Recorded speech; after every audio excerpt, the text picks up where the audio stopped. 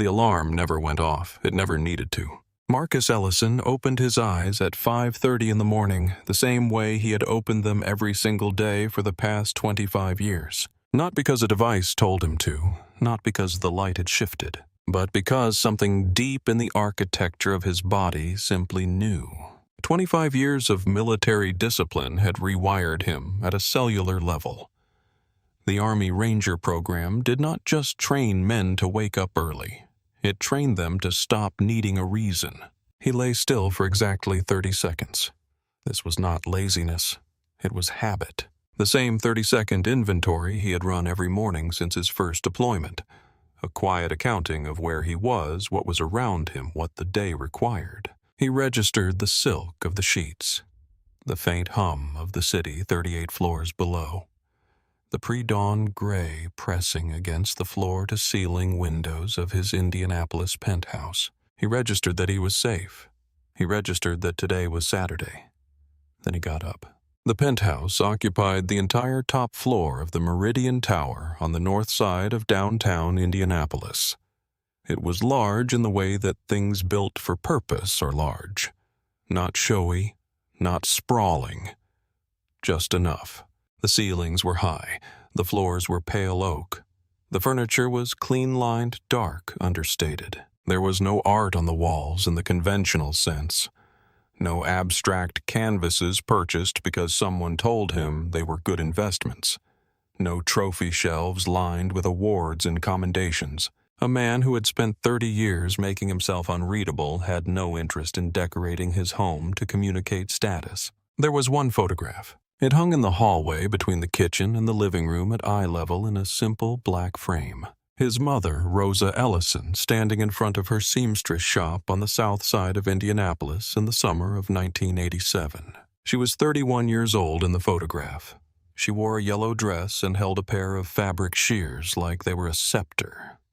She was smiling the way people smile when they have built something with their hands and they know it. The shop was called Rosa's Alterations. It had operated out of a converted garage for 19 years. It had put Marcus through school. It had paid for his application fee to the Army. It had survived 2 recessions and a flood, and a landlord who tried to raise the rent by 40% 3 months after Rosa's husband passed away. The shop was gone now. Rosa was gone now. But the photograph stayed at eye level at the center of his home because Marcus Ellison had never once forgotten where he came from or who had carried him. He made coffee in the kitchen, a pour-over, black, no sugar, from beans he had ground the night before. He filled the kettle by hand. He watched the water come to temperature with the patience of someone who understood that good things required precise conditions and adequate time. While the coffee bloomed in the filter, he opened his tablet and scrolled through the Wall Street Journal. Not for news exactly, more for the temperature of things, the mood of markets, the language being used around particular sectors, the small signals that preceded large movements. He had learned in the Army that the most important intelligence was never found in the obvious places. It was found in the margin, in the footnote, in the thing nobody had thought to highlight yet. He read in silence. He drank his coffee. He stood by the window for exactly 4 minutes and watched Indianapolis wake up below him.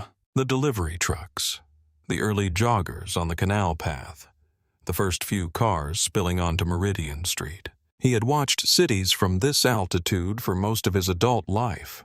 First, from the windows of transport aircraft over landscapes he had no names for. Later, from the windows of boardrooms in cities he was learning to navigate. He had always felt most clear when looking down. Not from arrogance, from perspective. Everything was smaller from up here, and that was useful. It reminded him that most problems that felt enormous at ground level were from sufficient altitude entirely manageable. Here is what most people in Indianapolis did not know about Marcus Ellison.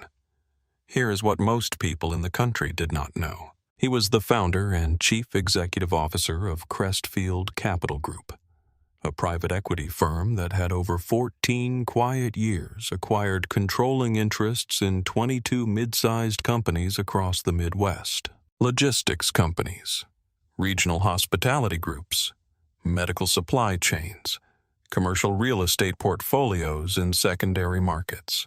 He had built Crestfield from a $400,000 personal investment into a firm with $1.1 billion in net assets. He had done it without a single press release, without a single magazine profile, without a LinkedIn post, a Twitter account, or a speaking slot at a conference. He had done it the way his mother had built her seamstress shop, by showing up, by knowing his craft better than anyone in the room, and by letting the results speak for themselves long after everyone else had run out of words. His company name was by design deliberately forgettable. Crestfield Capital Group. It sounded like 100 other firms. That was the point. Marcus had watched too many black entrepreneurs get picked apart before they were fully formed. Their motives questioned, their qualifications interrogated, their wealth treated as a clerical error that someone would eventually correct. He had decided early on that the best protection was invisibility. Grow in the dark. Arrive fully formed. By the time anyone thought to ask questions, the answers would be so overwhelming that the questions would feel embarrassing in retrospect. One indulgence. He allowed himself exactly one.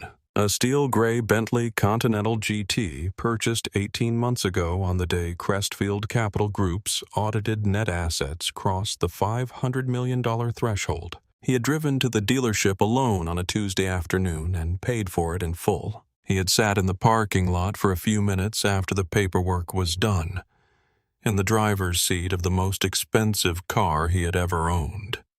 And he had thought about his mother. Rosa Ellison had ridden the bus to work every single day for 19 years.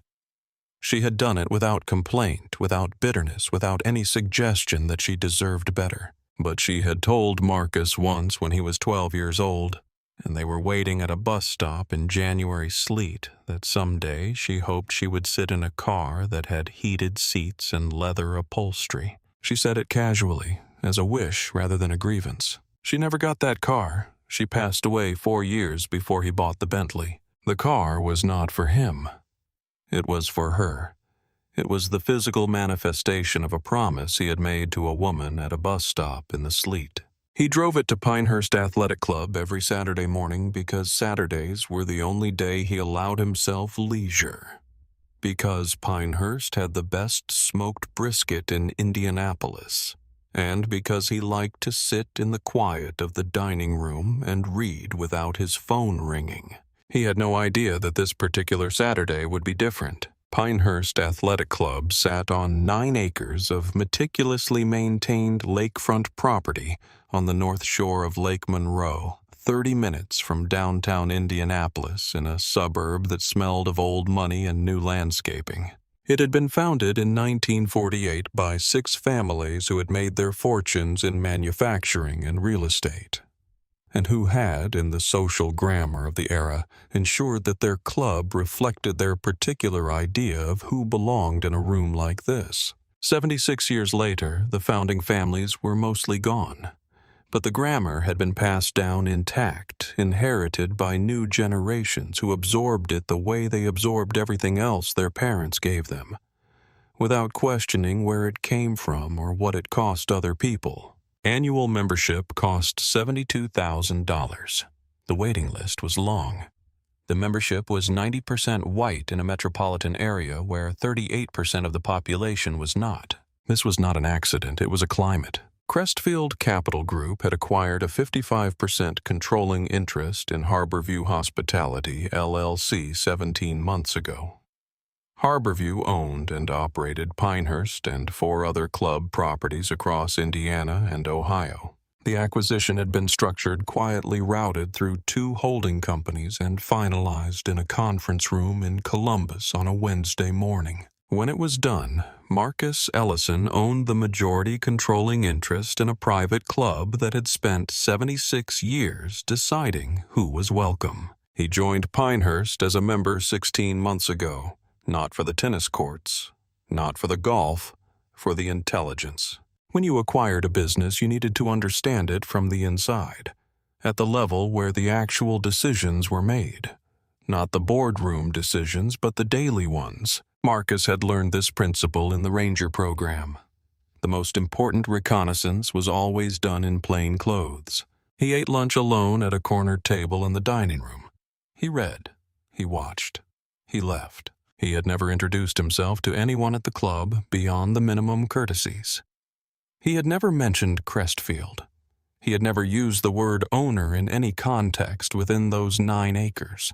He was to almost everyone at Pinehurst Athletic Club simply an unfamiliar black man who showed up on Saturdays and sat in the corner. 2 written complaints had been filed about his presence. Both described him as unfamiliar, possibly non-member, appearing out of place. Neither had used his name. Neither had bothered to check the membership rolls, which would have answered the question in approximately 45 seconds. Both complaints had been filed by the same person. Diane Hargrove was 56 years old. Highlighted blonde hair maintained at the same salon every 6 weeks for 8 years. And the kind of confidence that comes not from accomplishment, but from never having been meaningfully challenged. She was the VP of Member Experience at Harborview Hospitality, LLC. A title that in practice meant she was the person who decided how the club felt, who felt welcomed, who felt watched, who was asked for their membership card in the middle of dinner, and who was waved through without a second glance. She had held the position for 9 years. She had been a member of Pinehurst for 14. She sat on the social committee, organized the annual spring gala, and served as the informal arbiter of the club's unspoken culture in the way that certain people in certain institutions always do. Not because they were appointed to the role, but because they were willing to do the work of enforcing norms that nobody wanted to name out loud. Her husband, Gerald Hargrove, was the COO of Harborview Hospitality, LLC. Together, they were in the social ecology of Pinehurst Athletic Club, about as close to royalty as a private club in Indiana could produce. What Diane Hargrove was beneath the organizational chart and the social standing was a gatekeeper. And she was good at it in the way that people are good at things they have never examined too closely. 3 prior incidents. The first 18 months ago, a black couple named the Hendersons had joined Pinehurst after a 2-year wait and several rounds of vetting. They were members. They had paid their dues. They had been in the dining room for 40 minutes on a Friday evening when Diane had security approach their table and ask to see their membership cards in front of the entire dining room. The Hendersons produced their cards. Security apologized. But the Hendersons got up, left their food, and canceled their membership the following week. Diane filed a report describing the incident as a routine verification.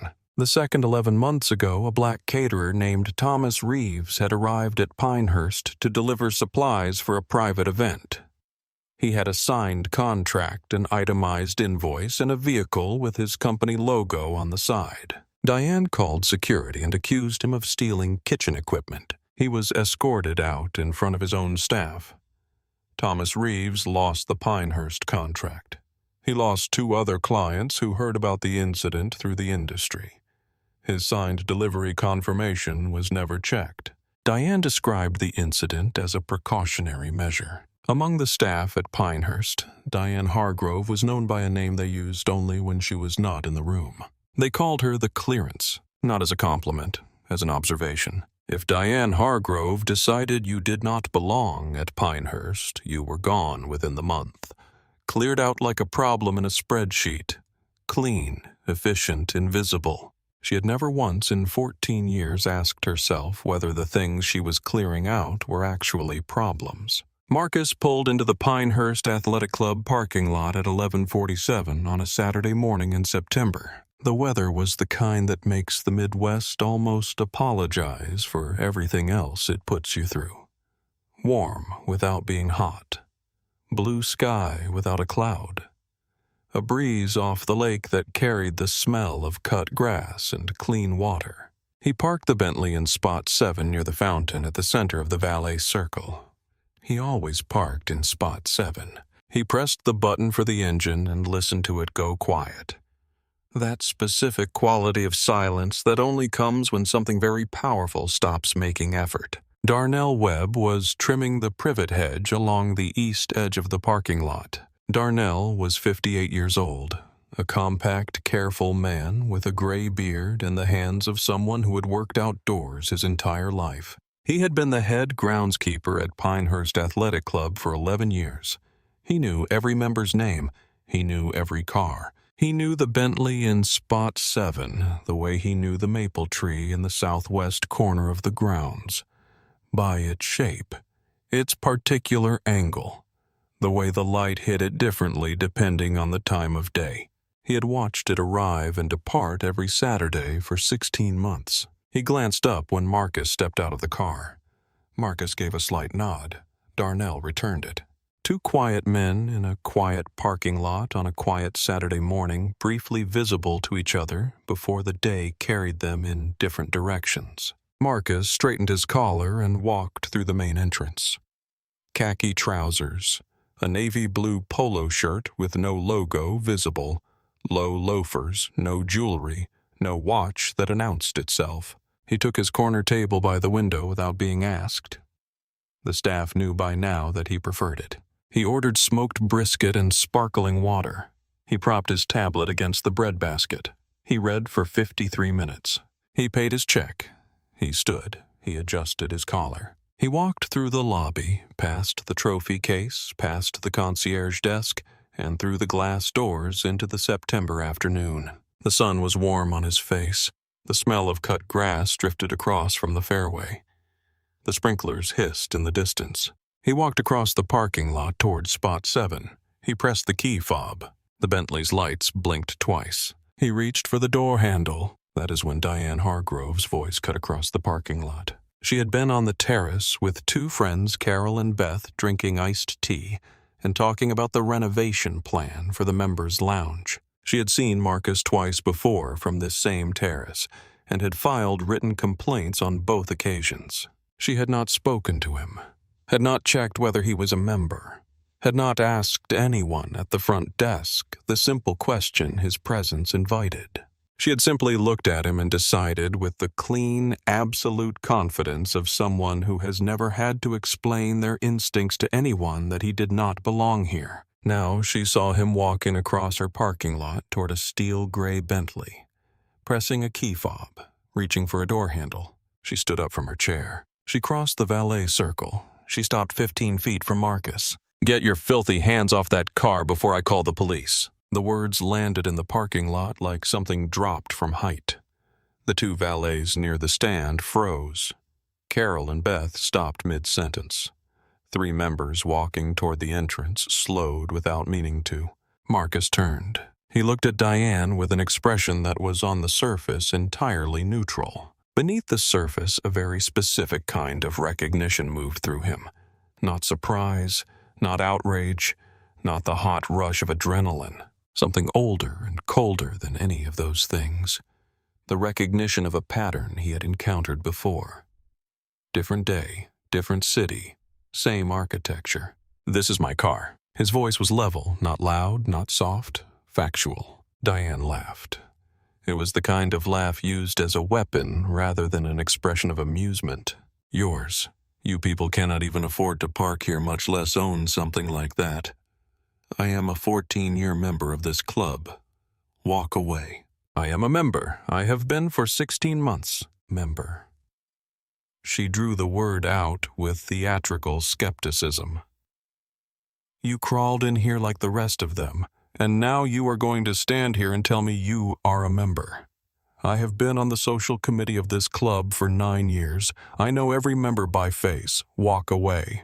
She turned toward the terrace, raising her voice so it carried fully. "Someone call security. This man is stealing a car." Nobody moved, not immediately. The valets exchanged a glance. The three members near the entrance had stopped walking entirely, frozen in the uncomfortable middle territory of people who could see clearly that something was wrong, but had not yet decided what their involvement in that wrongness would be. Diane pulled out her phone. She dialed 911, with the confidence of someone who had never once had to consider what a call like this meant for the person on the other end of it. Marcus heard her speaking to the dispatcher. He was 12 feet away. He did not move closer. He did not raise his voice. He stood beside his car with both hands visible, a habit so deeply trained into him that it operated below the level of conscious thought. He heard Diane say the words blackmail. He heard behaving suspiciously. He heard attempting to steal a luxury vehicle. He heard appears aggressive. Marcus had said fewer than 30 words. He had not raised his voice. He had not moved from the spot where he was standing when the confrontation began. He had pressed his key fob, and the car's lights had blinked in direct response to his hand. Diane hung up and crossed her arms. She turned to Beth and said at a volume she did not attempt to control, "They will handle it. These people think they can just walk in anywhere and touch things that do not belong to them." Darnell Webb heard all of it. He was still at the privet hedge. He had not moved.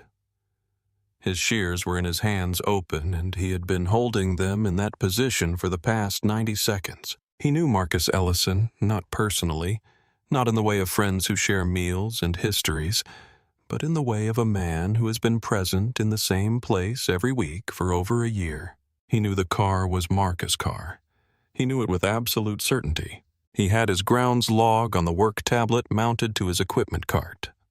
16 months of Saturdays, the Bentley Continental GT Steel Gray Spot 7 arriving between 11:30 and noon, departing between 1 o'clock and 2:30. He could walk over there right now. He could end this in 45 seconds. He gripped his shears a little tighter and did not move. On the terrace above, a young woman named Jordan, 23 years old, the daughter of a member, had pulled out her phone when she heard Diane's voice. She had not intended to record anything. She had simply, out of instinct, lifted her phone towards something that felt significant. It was horizontal. The audio was clear. She kept recording because she could not believe what she was watching.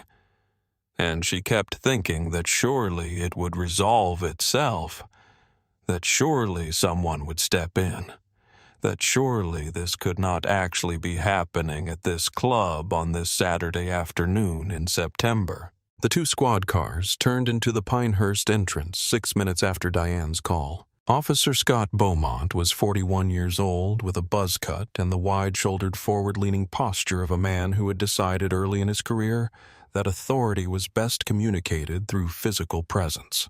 He had been with Indianapolis Metro Police for 9 years. He had 11 use-of-force complaints in his file, 7 of which had involved black men, all of which had been settled or dismissed through departmental review that his union had navigated with practiced efficiency. He stepped out of the first squad car before it had fully stopped rolling. Officer Tanya Moreau stepped out of the second car. She was 34, 7 years on the force, still possessed of the quality that long exposure to certain precincts tends to erode. The capacity to see a scene before she decided what it meant. She looked at the parking lot the way a photographer looks at a frame before pressing the shutter. She registered the Bentley. Undamaged. Door closed. She registered Marcus. Standing still. Hands at his sides. Visible. His posture relaxed shoulders. No coiling tension. The bearing of a man who was waiting rather than threatening. She registered Diane Hargrove, arms crossed, chin slightly elevated, positioned like a person who had called in an airstrike and wanted to watch it land. Moreau noted all of this before she had taken 3 steps from her vehicle. Beaumont walked straight to Marcus. Not to Diane, not to the valets, not to the club manager Harold who had come through the main entrance and was standing near the door. Straight to the black man. "Sir, step away from the vehicle." Marcus took 1 step back, measured, deliberate, cooperative. He kept his hands at his sides, visible. "Can I ask what this is about, officer?" "Got a report of a vehicle theft. That your car?" "Yes, sir, it is." "You got ID?" Marcus reached into his back pocket slowly. The slowness was not fear. It was precision. The careful choreography of a man who knew that in this situation every movement was being interpreted. He produced his wallet. He drew out 3 items and handed them to Beaumont. His Indiana driver's license, the vehicle registration for the Bentley, and his Pinehurst Athletic Club membership card. Every document was current. Every document matched. Marcus Ellison, Bentley Continental GT, Grand member since 16 months ago. Beaumont took the documents, looked at them, looked at Marcus, looked at the car, then looked at Diane Hargrove, who had walked up to stand approximately 4 feet behind his left shoulder, as though she were part of the investigation. "Officer." Diane's voice had shifted. It was softer now, cooperative, the voice of a helpful citizen. "I have been a member here for 14 years. I am the VP of Member Experience. I have never seen this man before. That car does not belong to anyone like him." Anyone like him? The phrase floated in the afternoon air. Moreau's eyes moved to her partner. She caught his expression. She filed it away. But Nolan did not flinch. He turned back to Marcus. "I am going to need you to wait here while I sort this out. My documents are clean, officer. Everything matches." "I understand that, sir, but a complaint was filed. I need to follow procedure." He did not return the documents. He walked back to his squad car with Marcus' license and registration in his hand. Marcus could not leave without his identification. Beaumont knew that. The effect was detention without the word. Harold, the club's day manager, walked to Officer Beaumont and identified himself. "Officer, I can confirm that Mr. Ellison is a member of this club in good standing. He has been coming every Saturday for over a year. There is no issue here." Beaumont barely glanced at him. "Ma'am filed a report. I have to follow through." Harold opened his mouth, then closed it, then went back inside. Another bystander who saw everything and did nothing. Moreau moved toward Beaumont, kept her voice low. "Greg, his documents check out. Manager just confirmed membership. There's no probable cause here. We should let him go." "I called it in. We are waiting." "Waiting for what exactly? Registration matches. License matches. He is a member." "Moreau." The name was a period. "I said we are waiting." She stepped back. She knew what the rank gradient meant.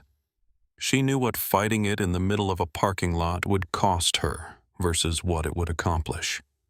She made the calculation that people make when institutions put them in impossible positions, and she stepped back. She would hate herself for it later. Beaumont keyed his radio. "Dispatch. Requesting K-9 unit to Pinehurst Athletic Club on Lake Monroe. Possible vehicle theft. Suspect is uncooperative. Suspect uncooperative." Marcus had provided 3 documents that collectively proved ownership of the vehicle. He had answered every question asked of him. He had not raised his voice. He had not made a single gesture that could be characterized as threatening. He had refused one request, to open his vehicle without a warrant, by citing his Fourth Amendment rights by name. This was the behavior that had earned him the word uncooperative. Beaumont walked back to Marcus. "While we wait for the K-9 unit, I am going to need you to sit down." He pointed at the curb. The curb. The concrete curb at the edge of the parking lot in front of 40 members of the club, in which Marcus Ellison was not merely a paying guest, but the majority owner of the company that operated it. Marcus looked at the curb. He looked at Beaumont. Number. Quietly. Finally. The word was not a challenge. It was a statement of fact delivered with the same tone he used in boardrooms when he declined a proposal that did not meet his standards. "Sir, I am asking you to sit down while we—" "I am not under arrest. I have committed no crime. I have provided full documentation proving ownership of this vehicle and membership in this club. I am not sitting on the curb." The air between them had weight. Beaumont stared at Marcus for 5 full seconds. The kind of staring designed to establish who will flinch first. Marcus stared back with the absolute stillness of a man who had been trained to hold a position under conditions that made a suburban parking lot look like a Tuesday afternoon. Beaumont looked away first. He keyed his radio again to confirm the K-9 request. The unit was 22 minutes out. 22 minutes. Darnell had heard that number. He set down his shears on the equipment cart quietly, the way you set something down when you are making a decision and you do not want the sound of the action to interrupt the thinking. He knew what was on his tablet: 16 months of Saturday arrivals, all of them there. He also knew what speaking up could cost him. He had been written up 6 weeks ago. His crime, politely telling a white member that his truck was blocking the handicap ramp. The member had complained to Diane Hargrove that Darnell had been aggressive and disrespectful. A written warning went into his personnel file. 9 years of perfect performance reviews, 1 moment of professional courtesy, 1 warning in his file. His daughter Keisha was in her 2nd year at Purdue. Her tuition was covered by scholarships and money Darnell put in every month. If he lost this job, the money stopped. The health insurance stopped. His wife's prescription costs became a different kind of conversation entirely. He knew what staying silent would cost him, too. Not the same things. Smaller things, but heavier. The weight of having stood at the edge of something unjust with the evidence in his hand and not moving. He was 58 years old. He had been making calculations like that his entire adult life. He was tired of making them. He was tired of the math always coming out the same way. He picked up the tablet. He walked across the parking lot slowly and deliberately toward Officer Moreau. Not Beaumont. Moreau. Because he had been watching long enough to know the difference. Officer, my name is Darnell Webb. I am the head groundskeeper here. I have been logging Mr. Ellison's vehicle every Saturday for 16 months. That is his car. That is his spot. I have parked beside that Bentley personally more times than I can count. Moreau looked at the screen. She looked at Darnell. She walked to Beaumont and held up the tablet. Beaumont looked at it. He looked at the 16 months of consecutive Saturday entries. He handed the tablet back to Moreau. Could be someone else's vehicle he has been using. Could be doctored. We wait for the K9. Darnell stood there. He had walked across a parking lot at the cost of his job security, with his family's finances in the balance, carrying 16 months of documented evidence, and the officer had dismissed it in 11 seconds. He walked back to the valet stand. His hands were shaking, not from fear, from the specific kind of rage that comes from being entirely right and entirely powerless at the same time. Across the parking lot, Marcus had seen the whole exchange.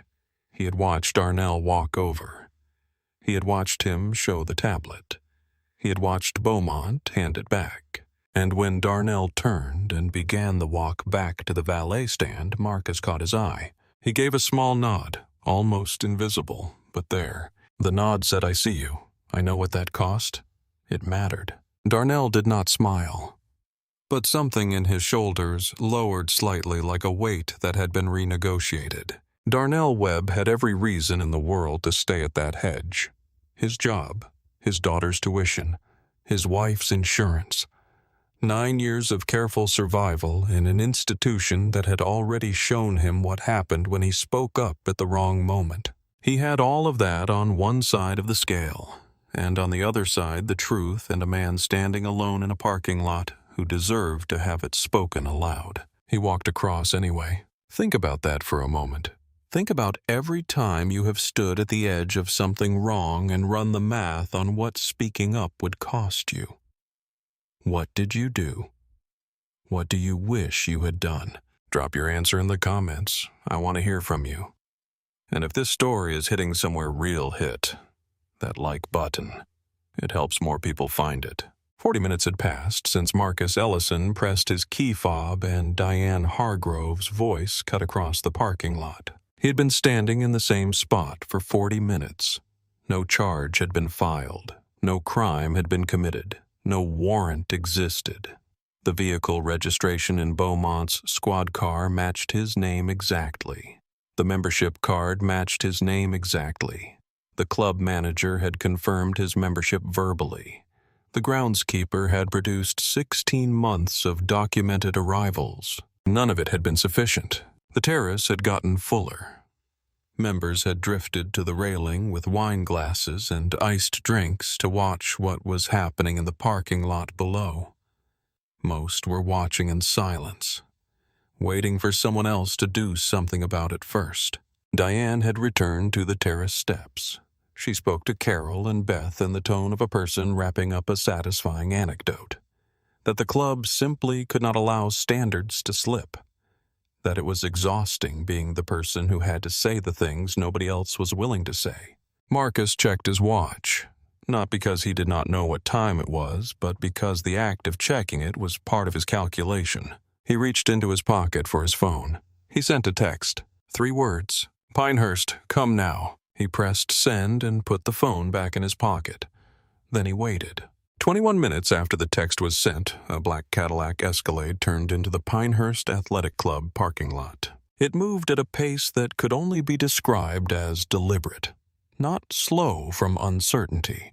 Slow from the specific confidence of a vehicle that has arrived at exactly the right moment and knows it. The door opened. Vivian Cole was 49 years old, and she carried herself the way certain buildings carry themselves, with an authority so complete and so settled that the question of whether it was earned never quite arises because the answer is already written in every line of her posture. She wore a charcoal suit tailored precisely, a white shirt, small gold earrings, a leather briefcase in her right hand. She had been a federal prosecutor for 8 years before going into private practice. She had spent the 15 years since representing clients whose cases required someone willing to pursue a thing until the wall broke. Not until it became inconvenient. Not until the settlement offer was attractive. Until the wall actually broke. She was Marcus Ellison's personal attorney and the general counsel of Crestfield Capital Group. She had been his attorney for 11 years. She did not hurry across the parking lot. She buttoned her jacket, shifted the briefcase, and looked at the scene with the efficient comprehensiveness of someone who processes situations the way experienced surgeons process a room when they enter it. Absorbing everything in the first 10 seconds.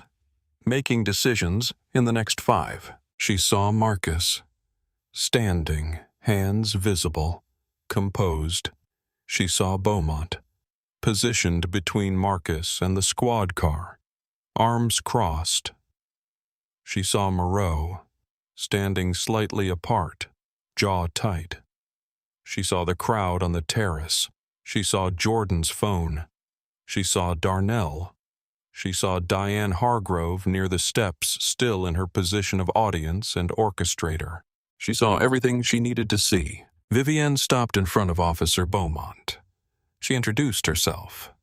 Full name, bar credentials, firm name, her role as Mr. Ellison's legal counsel. "I have documentation that will resolve this situation immediately. May I have your full attention for approximately 3 minutes?" "Go ahead." Vivian set the briefcase on the hood of the squad car. She opened it. She took out a leather portfolio and laid it flat on the metal surface in the afternoon sun, where every document would be clearly visible to every phone camera pointing in their direction. She began. First document. The vehicle title. Bentley Continental GT. Steel gray. Registered owner Marcus A. Ellison. Title is clear. No liens, no disputes, no encumbrances of any kind. She set it down and moved to the next. Second document. Corporate filings for Crestfield Capital Group, registered in the state of Indiana.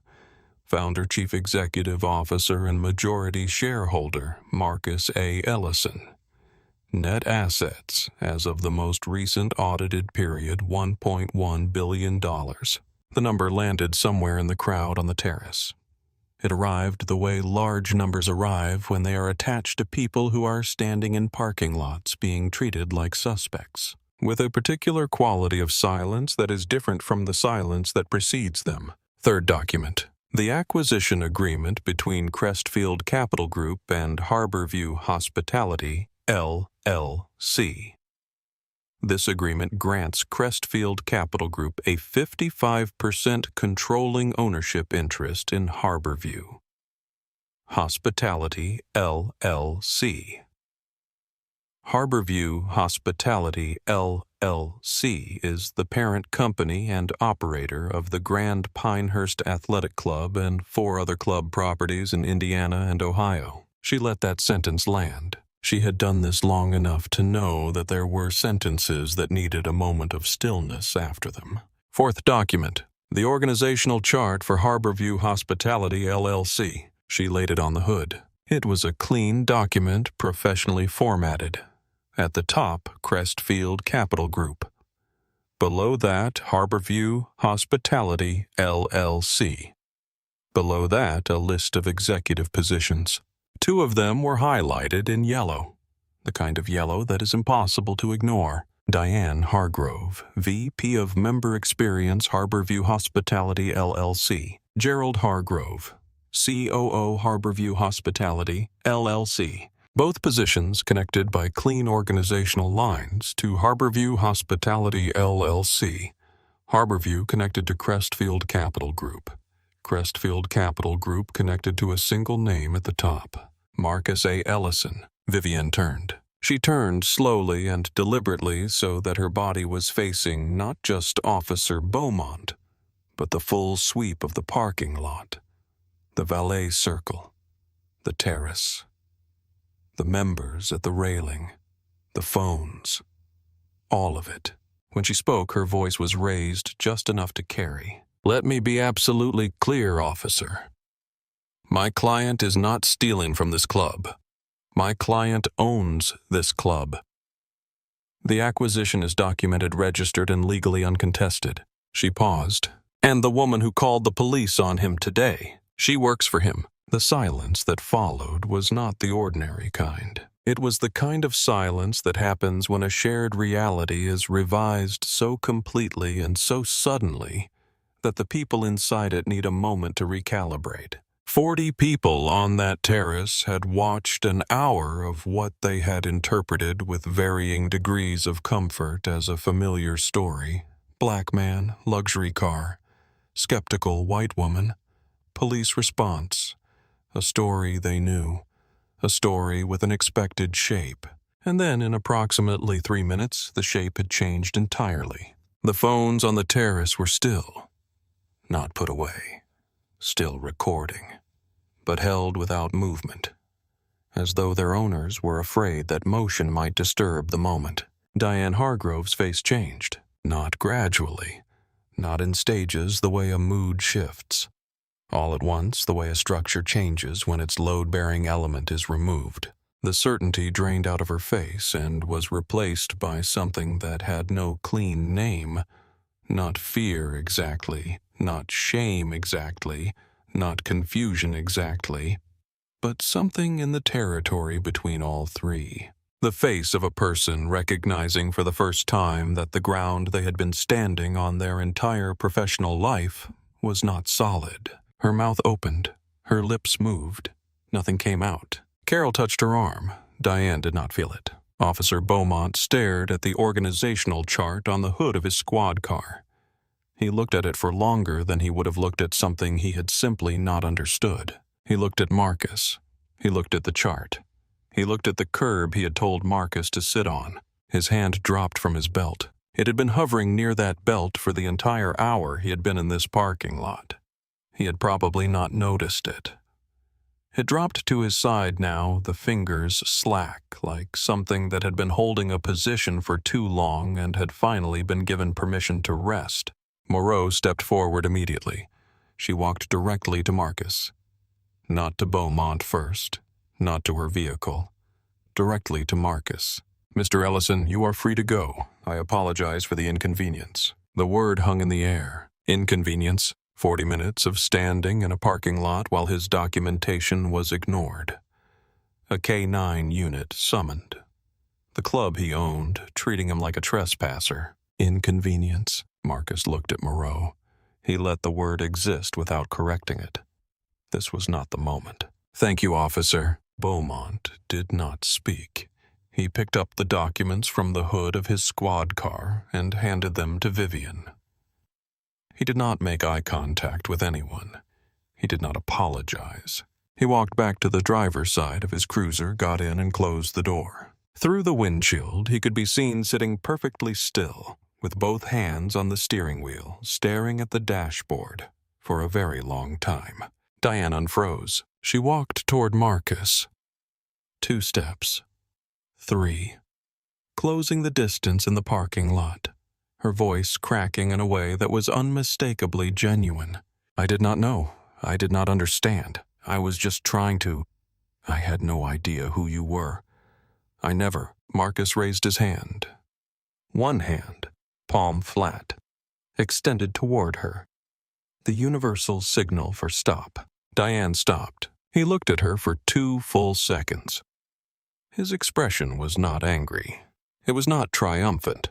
It was the face of a man who has calculated something and arrived at a conclusion. We will be in touch, Mrs. Hargrove. 5 words, quiet, final. They carried without ornamentation the weight of everything that was coming. He walked to the Bentley. He opened the door. The leather interior held the warmth of the afternoon. He sat down into it and felt the precise, familiar weight of the seat beneath him. The engine started with the low, resonant hum of something that does not need to be loud to be powerful. He pulled out of spot 7, not quickly, not with drama, at the pace of a man who has nowhere urgent to be because he already owns the place he is leaving. The crowd on the terrace had gone still. The wine glasses were untouched. The phones were lowered finely. No one spoke. Darnell Webb stood at the valet stand.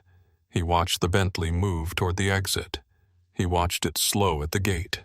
He watched it turn onto the road and disappear behind the tree line. And then in the long afternoon quiet that followed, Darnell Webb allowed himself a small smile. It was private and it was short and it cost nothing because no one who could use it against him was looking in the right direction. On the terrace, Diane Hargrove was still standing in the parking lot when the Bentley was gone, still holding her phone. The cream-colored linen blazer she had worn for the afternoon she had intended to spend among people who understood the standards of this club. She was wearing it still, and in the long, flat silence of the parking lot, with the flag snapping above the entrance and the sprinklers starting up again somewhere beyond the fairway, she had never looked smaller in her life. 5 words. We will be in touch. Marcus Ellison spent 40 minutes in that parking lot. He was ignored, dismissed, ordered to sit on a curb, watched by 40 people while a K-9 unit was summoned for a car he owned. He had every right to be furious, every right. And when he finally had the moment when the documents were on the hood and the truth was impossible to dispute, he said 5 words and walked away. What would you have done in that moment? Would you have been able to stay that composed? Or would the rage have won? Leave your answer in the comments. And if you are not subscribed to our channel yet, now is a good time. There are more stories like this one coming, and you do not want to miss them. Jordan had been recording for 31 minutes. Her phone captured the audio with a fidelity that left nothing ambiguous. You could hear Diane's words from the terrace. You could hear Marcus's voice level and precise. You could hear the radio crackle when Beaumont called for the K-9 unit. You could hear clearly and without distortion the moment Vivian Cole turned to the parking lot and said the sentence that would become the center of everything. Jordan posted the video at 4:47 p.m. She had debated for 6 minutes in her car before doing it. Then she thought about Darnell at the valet stand with his shaking hands, and about Marcus standing in that parking lot for 40 minutes with nowhere to put his anger except inward.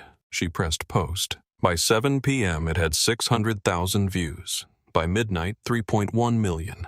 At 6:23 p.m., a second angle surfaced. The valet stand security camera had captured the wide angle of the valet circle. A club security employee found it captured the moment Vivian laid the documents on the hood and turned to deliver the line and posted it with a single caption. She works for him. The hashtag was trending nationally by 11 p.m. By morning, it was the #1 national trend. Diane saw it at 9:30 p.m. She had been watching the view counter climb for hours, sitting at her kitchen table in the dark without turning on the lights. She posted a statement on Facebook at 11:30 p.m. She called the incident a terrible misunderstanding driven by genuine concern. She said she had not seen his membership card. She said she had reacted out of caution, not malice. The comment section responded within minutes. By midnight, her statement had 4,200 comments. She read approximately 7 of them before closing the app. Gerald Hargrove was in Cincinnati. He saw the first video at 8 p.m. when a colleague sent it to him without comment. He watched it twice. Then he sat in his hotel room for 4 minutes with his phone in his hand. Then he called Diane. The call lasted 20 minutes. It was not a kind call. Gerald understood immediately what the organizational chart meant. He worked inside it after all. He had signed documents under the Harborview Hospitality LLC header for 9 years. He understood that Crestfield Capital Group was their employer's ultimate owner. He had known this since the acquisition. He had not known that the founder of Crestfield Capital Group came to Pinehurst on Saturdays. He told Diane to call their personal attorney in the morning. He told her to delete the Facebook statement, which by that point had already been screenshot 8,000 times, and the deletion would accomplish nothing except demonstrating consciousness of guilt. Then he said something that was the most honest thing he said in the entire conversation. "Do you understand that you just called the police on the man who owns our jobs, our benefits, our salaries? The house we bought against the income from those salaries." Diane did not answer him. She sat at her kitchen table in the dark and watched the view counter on Jordan's video and felt the particular vertiginous sensation of watching something you cannot stop. Meanwhile, in her home office in Carmel, Indiana, Vivian Cole was not sleeping. She was working. She had filed before midnight Saturday a formal records request to the Indianapolis Metropolitan Police Department for Officer Beaumont's body camera footage. She had also flagged the 911 call recording to the DA's office as potential evidence in a false report proceeding. She had done both of these things efficiently without drama in the time it might take another person to finish a glass of wine. Then she had opened the Crestfield Capital Group corporate files and pulled the Harborview acquisition documents, the organizational chart, the subsidiary employment records, and the member complaint logs for Pinehurst going back 4 years. She read them until 2 a.m. Then she made 3 notes on a legal pad, turned off the light, and went to bed. Nina Okafor was 34, an investigative reporter at Channel 11 News, Indianapolis. She had seen the hashtag before midnight Saturday. She watched both videos before 1 a.m. She sent herself a voice memo at 1:17 a.m. with 6 questions she wanted to answer. By Sunday morning, she had filed 2 Freedom of Information Act requests. She had identified 2 former Harborview employees and left them voicemails. She had requested an interview through Crestfield Capital Group's public filing address. Marcus declined the interview. He had never done press, and this was not the moment to start. But Vivian issued a written statement on his behalf. 11 sentences. The last 4 went viral within the story's own viral moment. What happened to me on Saturday happens to black men and women across this country every single day. In parking lots, in stores, in their own neighborhoods. The difference is that I had the resources, the documentation, and the legal counsel to prove who I was. Most people do not. That is not a personal observation. That is the problem. Nina read those sentences on air on Tuesday evening. Then she kept pulling the thread. What she found behind it, Diane Hargrove had filed 3 documented complaints against people of color at Pinehurst in the previous 18 months. 2 against members, 1 against a vendor. None had been investigated. All had been marked precautionary or resolved. Thomas Reeves, the caterer, accused of stealing equipment 11 months ago, had lost the Pinehurst contract and 2 subsequent clients. He had not been compensated. He had not been apologized to. He had spent 4 months rebuilding client relationships from scratch. Pinehurst's membership was 90% white in a metropolitan area where 38% of the population was not. Over the preceding 4 years, 8 membership applications from people of color had been flagged as incomplete by Diane Hargrove's office. Nina obtained copies of 6 of those applications. Every one was fully complete, all documents attached, all fees paid, flagged, delayed, quietly allowed to expire. Nina's investigative segment aired on a Tuesday evening, 14 minutes long.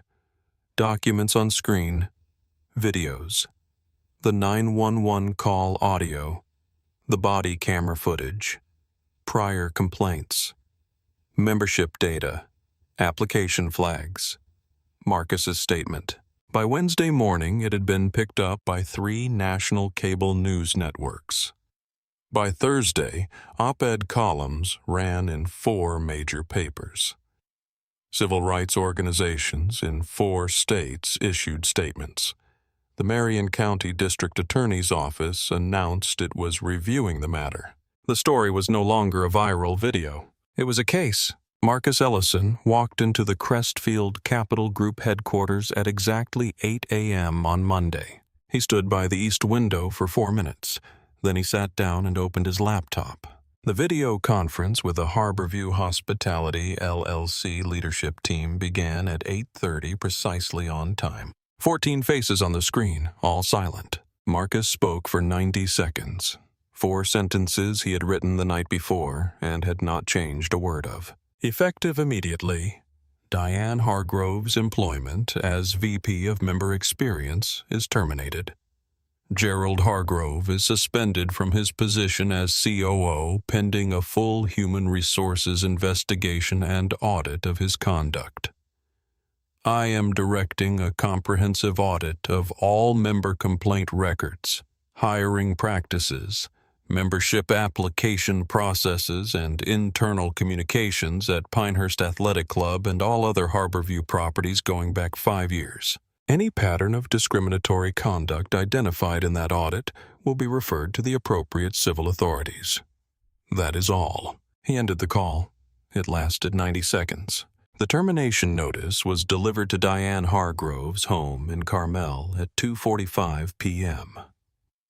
A man in a gray uniform rang the doorbell.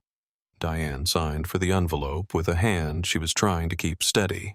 She opened it at her kitchen table. The same room, the same silence. Terminated. Effective immediately, no severance, no appeal process, no conversation. Her employee badge access had been deactivated at 8:31 a.m. that morning. She set the letter down. She looked out the window at the sprinklers running on her front lawn.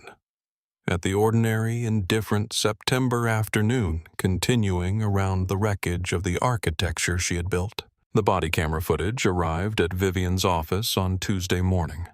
She watched it twice before sending it to anyone. Marcus Ellison from the moment the squad cars arrived to the moment he drove out. Hands visible throughout. Voice level throughout. Full compliance with every document request. No raised voice. No threatening gesture. No resistance of any kind. Officer Beaumont accepted verified documentation and withheld it for 51 minutes. Was told by the club manager that Marcus was a member. On camera, audible on camera. Did not acknowledge the confirmation. Was shown the groundskeeper's log by Officer Moreau. Dismissed it verbally in less than 15 seconds. Ordered Marcus to sit on a curb with no legal basis. Called a K-9 unit with 0 probable cause. The offense, originally reported vehicle theft, had been disproven by 3 independent sources before the K-9 call was made. Did not check the valet stand security camera, 12 feet from his position, visible on the body camera footage. The Indianapolis Metropolitan Police Department opened an internal affairs investigation on Wednesday. Beaumont was placed on paid administrative leave that afternoon. His badge was collected. His service weapon was collected. He was told to go home and wait. Officer Moreau cooperated fully and immediately.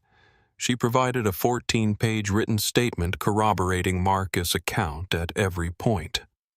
She noted on the record that she had advised Beaumont to return Marcus' documents after confirming their validity, and that Beaumont had overruled her both times. Vivienne filed the civil lawsuit against Diane Hargrove personally on Wednesday morning. 3 counts. Filing a false police report. Defamation arising from fabricated claims that Marcus had been casing the lot and threatened Diane. And intentional infliction of emotional distress.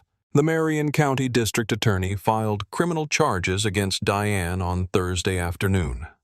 2 misdemeanor counts. Filing a false police report. Making false statements to law enforcement. The DA cited the 911 call recording the body camera footage and sworn statements from 4 witnesses, including Officer Moreau, Harold, Darnell, Webb, and Jordan. The HR audit that Marcus had directed found within 10 days that Gerald Hargrove had been aware of 3 separate discrimination complaints filed by club employees and members over the preceding 2 years. All 3 had been suppressed, filed in physical folders in a secondary record system, marked resolved without investigation, not forwarded to HR, not forwarded to legal counsel. Gerald was terminated. Thomas Reeves was contacted by Vivienne on Thursday evening. She explained the scope of what she had found and told him his case was being folded into the civil proceedings. Thomas said almost nothing for 45 seconds. Then he said, "I told my wife that truth has a long fuse. She said I was being naive." He paused again. "I hope you do not mind if I tell her she was wrong." Officer Beaumont had body camera footage on his person for the entire hour he was in that parking lot. He knew it was recording. He made every decision he made while that camera was running. And when the footage came out, it confirmed everything Marcus had said. Every single thing. If you were Officer Moreau in this situation, if you saw what was happening, if you advised your partner twice and were overruled twice, what would you have done next? Would you have escalated it? Would you have filed a report that night? Would the rank gradient have stopped you? I genuinely want to know. Drop your answer below. And if this story has made you think about something differently today, share it with someone who needs to hear it. Hit that like button while you are at it. It matters more than you think. The criminal trial opened on a gray Thursday morning in November. The gallery was full by 8:30, 45 minutes before proceedings began. Nina Okafor was in the 2nd row with her notebook. Jordan was in the 4th row. Darnell Webb sat in the 5th row in a dark suit he had not worn in 3 years. Diane Hargrove entered with her defense attorney. Her hair was unchanged. Her posture was controlled. The defense theory Diane had acted in good faith. She had genuinely believed she was witnessing a vehicle theft.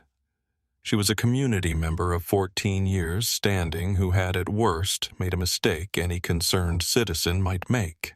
The prosecution took 2 days to dismantle this argument. Not theatrically. The way a building is properly demolished, from the foundation up, with precision rather than spectacle. Day 1. They played the 911 call recording in full. They noted that Diane had described Marcus as acting aggressive and suspicious at a moment when he had said 9 words and not moved from beside his vehicle. They played Jordan's video, pausing at the moment the key fob caused the car's lights to blink. They asked the jury to note the temporal relationship between the fob press and the blink. They presented Marcus 3 documents and asked the jury to consider what a reasonable person upon seeing those documents would conclude. Day 2. They presented Diane's prior complaints. The Hendersons documented. Thomas Reeves documented. The 2 written complaints she had filed about Marcus' presence described as unfamiliar, possibly non-member, never verified, never checked. They presented the 8 membership applications from people of color, all complete, all flagged by her office, all allowed to expire. They called Officer Moreau. She provided testimony in the composed, precise voice of someone who had been waiting for the opportunity to tell the truth on the record. They called Darnell Webb. He walked the jury through 16 months of Saturday logs and described in the unhurried voice of a man who has had a long time to think about what he would say in this room exactly what he had seen in that parking lot. The defense called 3 character witnesses. 2 offered vague praise about Diane's community involvement.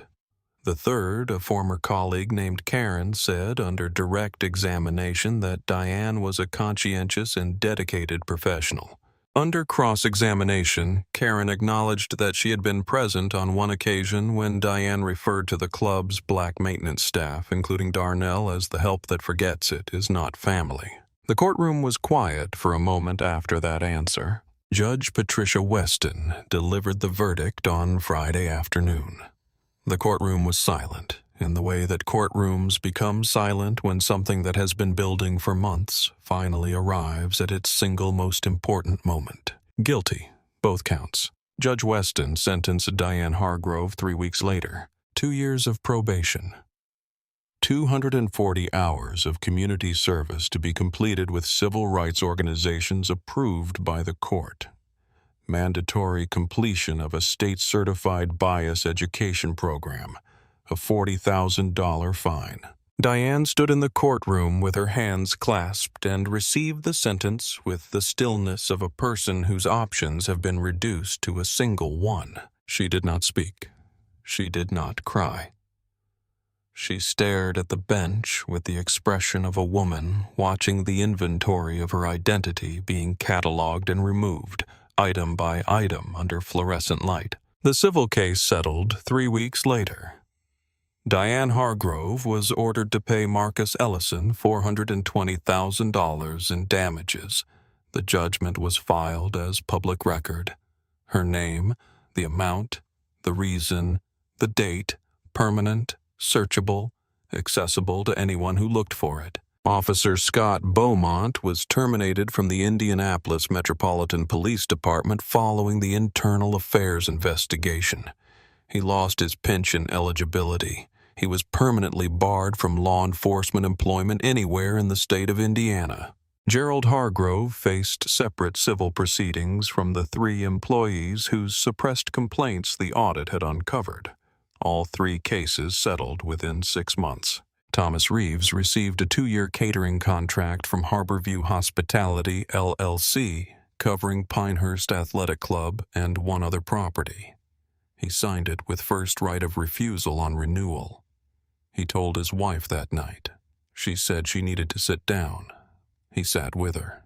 The Indianapolis Metropolitan Police Department superintendent held a press conference in December. He stood behind a podium with cameras present and read a formal public apology to Marcus Ellison for the conduct of Officer Beaumont on the afternoon in question. He announced 3 things: mandatory de-escalation training for all officers, the formation of a community review board with authority over officer conduct complaints, and a new protocol requiring that verified ownership documentation be treated as sufficient resolution of a vehicle theft complaint. Vivian Cole attended the press conference. She stood in the back of the room with her arms folded and her face neutral. She had seen apologies issued at press conferences before. She knew what they tended to be: a period placed at the end of a sentence that the issuer hoped to close. But it was something. It was the documentation of an acknowledgement, and documentation mattered. 6 months after the Saturday in September, the Pinehurst Athletic Club looked the same from the water. The same 9 acres. The same white facade. The same dock stretching into Lake Monroe. The same flag above the entrance.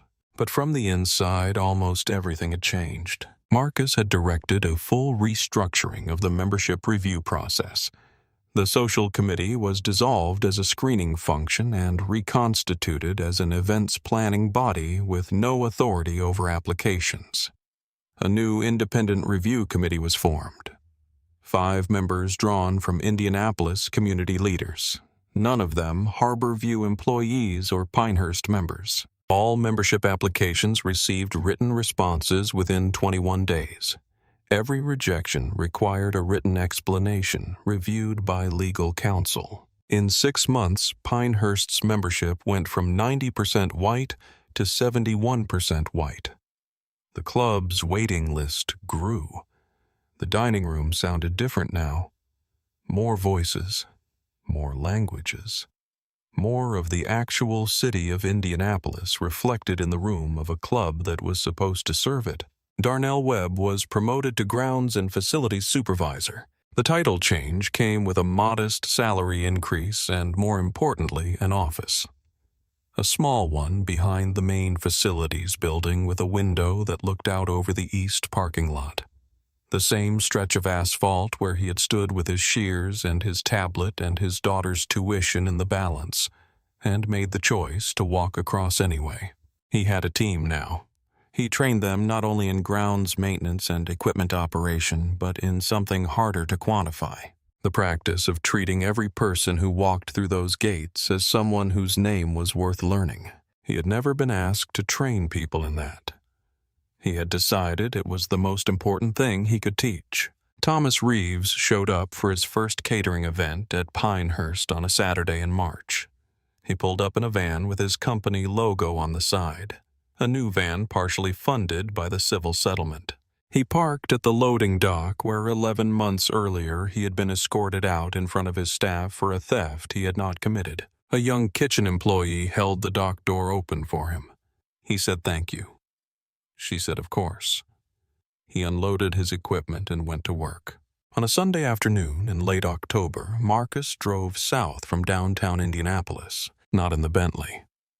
In the older car, the Honda he kept in the garage for days when he wanted to move through the city without announcing himself. He drove down streets that got narrower and older with each mile south, past the glass towers, past the gentrified corridors, into the neighborhoods where the houses had smaller yards and the corner stores still had bars on the lower windows and the churches had marquee signs with changeable letters. He parked in front of a small brick house with a chain-link fence and a front yard planted with intentionality. Zinnias in the border. A Japanese maple beside the steps. A rose bush against the fence tended with the kind of attention that comes from loving something over a long period. He had grown up 3 blocks east of this house, but the neighborhood still felt in the way that certain places always feel like the specific geography of becoming. His daughter Camille was on the front steps when he pulled up, 24 years old, in jeans and a sweatshirt, about to start her first year at Indiana University School of Law in the fall. She had his mother's eyes and her own particular quality of attention. The way she watched things, absorbed things, filed them away. They sat together on the steps for a while without talking. The afternoon was cooling. Leaves had begun to turn on the maple. Somewhere down the block, children were having an argument about the rules of a game. A dog barked twice and then stopped. Camille broke the silence. I have been thinking about the parking lot thing. Not what happened to you. What you did. Marcus waited. You had the documents the whole time. Vivian could have come the day before. You could have introduced yourself to the management months ago. You could have told Diane who you were right there in the parking lot before she even picked up the phone. Yes, so why did you not any of those options? He looked at the maple tree, at the leaves, at the particular quality of October light in